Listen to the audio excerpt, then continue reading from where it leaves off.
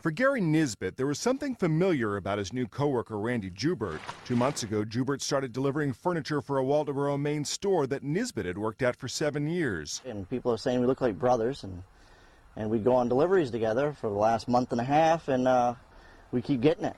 Nisbet was adopted as a baby.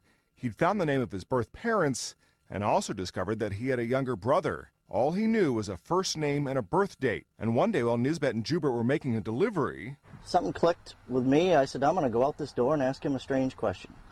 So I got him up by the truck and said, Gary, it's going to sound bizarre, but were you adopted? And he kind of stares at me and, yep. I said, what's your birth date? June 10th, 1974. And I knew that I'm searching for this guy. I'm like, I know that birth date. I said, do you have your original birth certificate? Do you know your parents' names? He said, yep.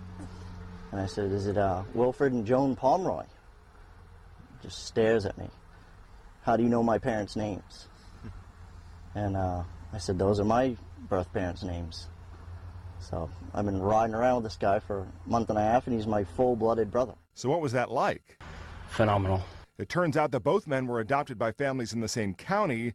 They went to rival high schools and even lived in the same town the last few years. They kept their discovery a secret for 2 weeks before finally telling their employers. And he said, I would have never found him if you didn't hire me to work here, and I started crying. Then the word got out. And he said, Gary's my brother.